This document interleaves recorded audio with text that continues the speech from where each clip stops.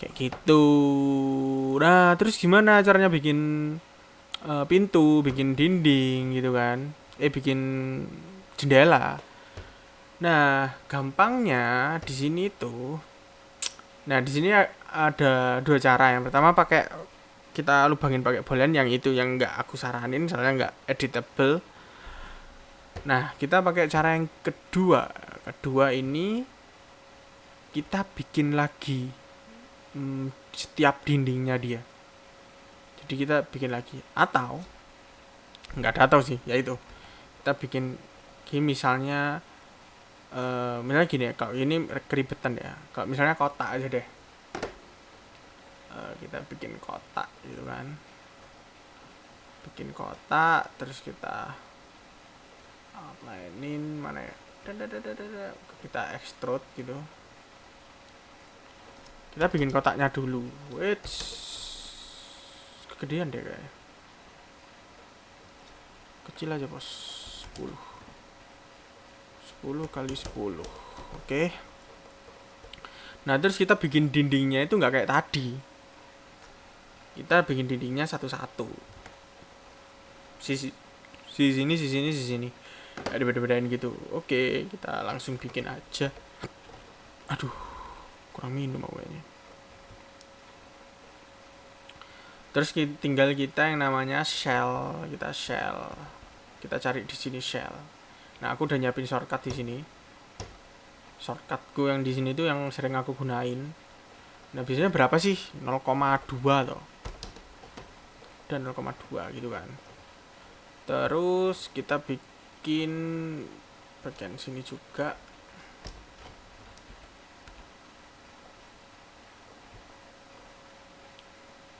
Terus langsung kita shell lagi. Mana shell? Lupa shortcut sendiri. Kalau udah ya tinggal di copyin gini loh coy. Wih, mana ini, nggak mau ini.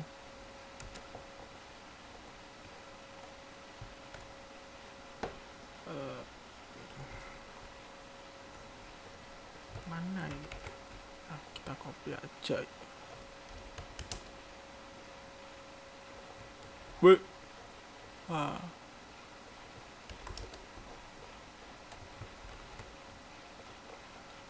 Tinggal di copy aja. Nah, terus gimana?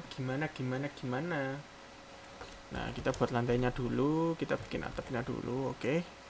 Santai ya, berarti itu nggak usah gopoh dulu. Santai. Nah, gini kan. Nah, ini masih kayak ada gininya. Kita klik spline.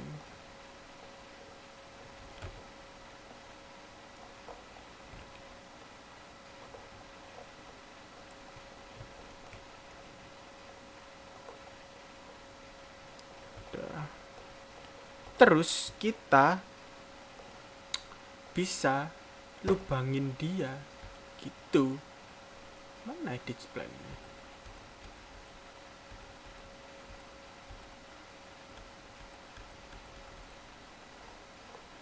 Wuh.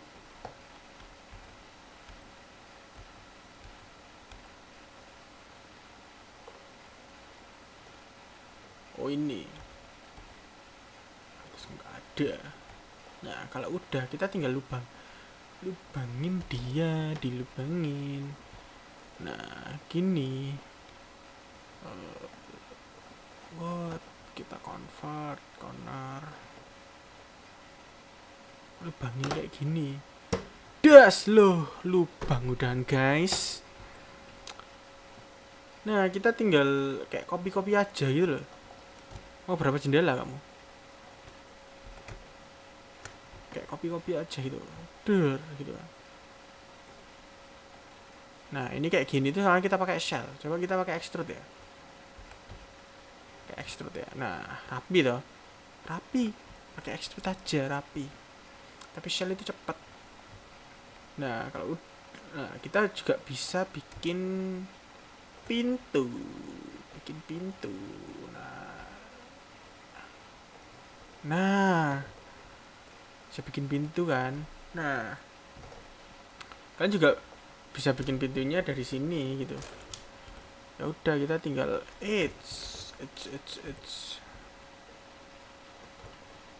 bikin pintu gitu kan, terus kita extrude terus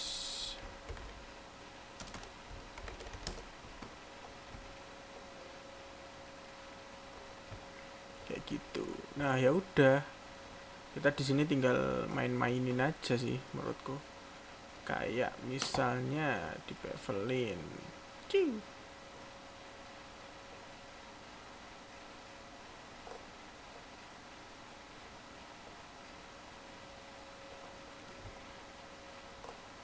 terus kita kayak bagi dua gitu aja, connect.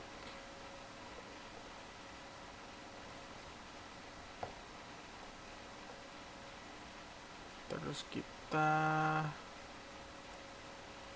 chamfer, balikin lagi, kita bevel lagi tapi ke dalam, misal kayak gitu. Nah bentuk pintu kayak gitu udah. Kalau bikin jendela juga sama, jadi prinsipnya kayak gitu. Nah kalau kayak gini kan kita bisa editable gitu loh. Wih, pintunya aku nggak mau di sini tapi aku mau rada di sana, ya udah ini dipindah dulu. Oke mas, ini di sini ya, ada geser ke sini, ininya juga bisa digeser. Mantapnya itu di situ, guys. Tes gitu. Nah kayak gitu sih cara bikin dinding dan jendela. Nah tapi selama ini ya di yang aku kerjain semacam ini ya, ini Instagramku sih, Instagram buat pamer. Banyak teman-teman yang belum tahu ini. Nah misalnya kayak di kita itu jarang banget bikin pintu yang berpintu kayak rumah gitu sih. Kayak misalnya ini dulu aku latihan pertamaku. Nah kayak gini, ini kan kayak kaca terus bener-bener perlantai terus kolom gitu kan. Kita kayak jarang nemuin pintu yang kayak gitu. Palingan kita ngemodelin pintu kayak gitu cuma satu atau dua yang kelihatan di render aja, kayak gini misalnya. Nah ada nah misalnya kalau bambu-bambu sebenarnya orang lebih organik gitu bisa dimodelin di 3DS sih kayak gini. Nah kalian bisa follow ini ya, Val Visual, ini masih 58 followernya, kasihan banget ini. Nah dulu pertama kali aku render pakai 3ds Max itu, ini proyek yang ini aku coba ya. Kalau pengen cepet belajarnya sih kayak recreating olah hotel gitu ya, olah hotel. Kita coba mana olah hotel. Wih kok malah virus corona. Olah hotel gitu. Olah hotel, nah olah bitik. Nah ini aku coba recreate hotel ini kayak gitu sih. Aku coba recreate sesuatu. Ini juga Perkins wheel.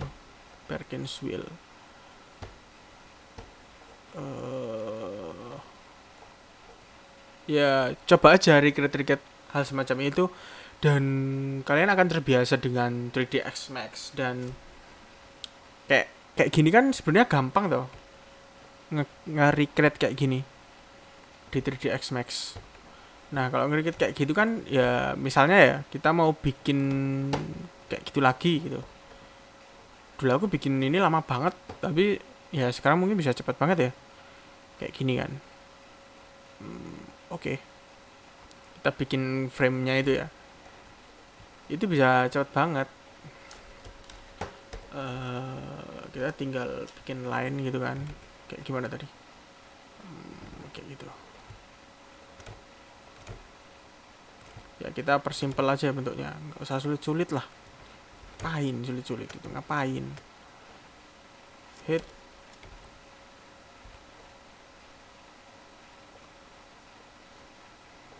Ini diaktifin ya, nggak aktif gitu dia. Udah, terus kita lurusin. Nah, kita udah kayak bentuk frame-nya gini. Nah, gampang kalau udah kayak gini. Sudah gampang. Kita tinggal divide aja sih dia. Divide gitu kan. Terus kita tinggal bikin line.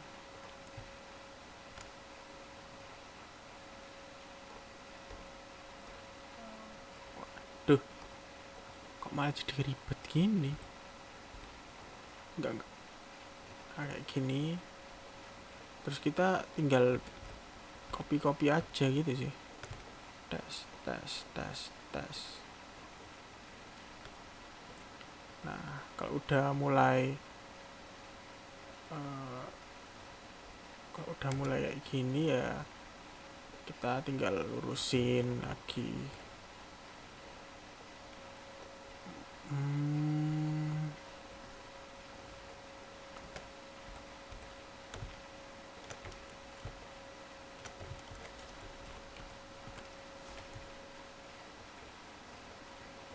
Gitu.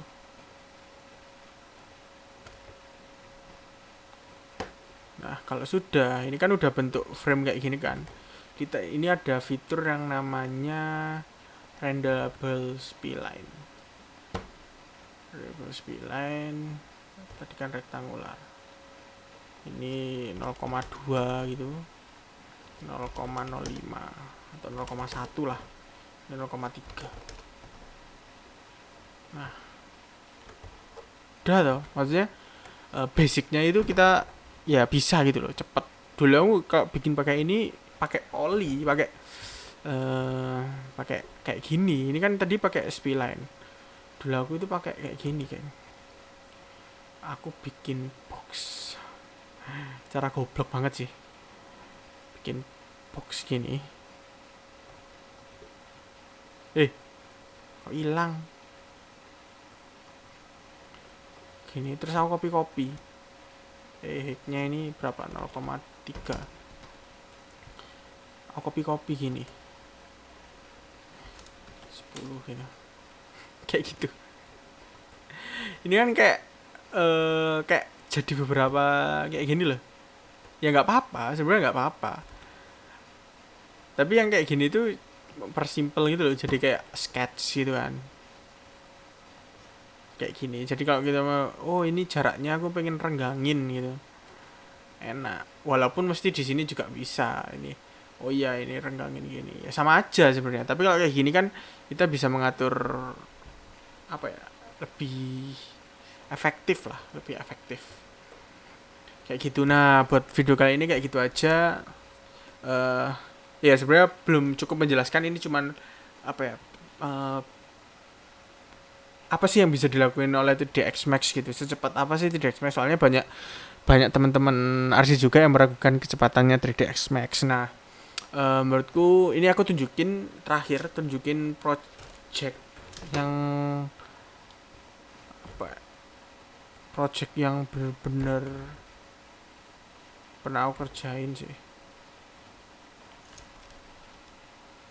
Mana ya? Oh ya, studioku aja. Studio tematik itu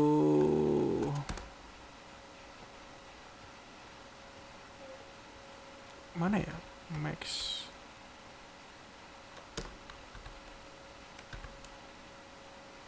Ini, nah. Wah, salah.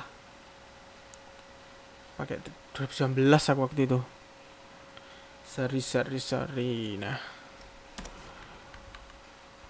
Ini barusan aku baru bikin kemarin banget. Aku ngerjain jam berapa ya waktu itu? Menurutku sih masih lama banget sih kalau dibandingin teman-temanku yang pakai 3ds Max. Aku ngerjain jam 3 sore. Terus jam 7-an apa ya? Aku selesai, nggak tahu ya, jam 7 apa ya? Jam 7 aku selesai. Selesai sampai render. Bener-bener sampai render. Nah, bentar. Kan aku pakai 19. Ya kita close dulu aja biar dia kuat. Sebenarnya kalau dibandingin 3D Express sama SketchUp untuk menghandle file besar yang cukup besar, menurutku 3D Express lebih kuat. Coba kalian bayangin aja kalau SketchUp nge-handle file yang kayak gini. Lumayan menurutku kalau SketchUp nge-handle file yang kayak gini cukup nge-lag sih. Dan mungkin filenya bisa ratusan MB kayak ini. Kita lihat aja. Jadi di sini aku lagi bikin apartemen tinggian berapa ya? Akan 30-an lantai gitu deh. 30-an lantai. Masuk konsep masa sama apa ya waktu itu? Rekayasa fasad.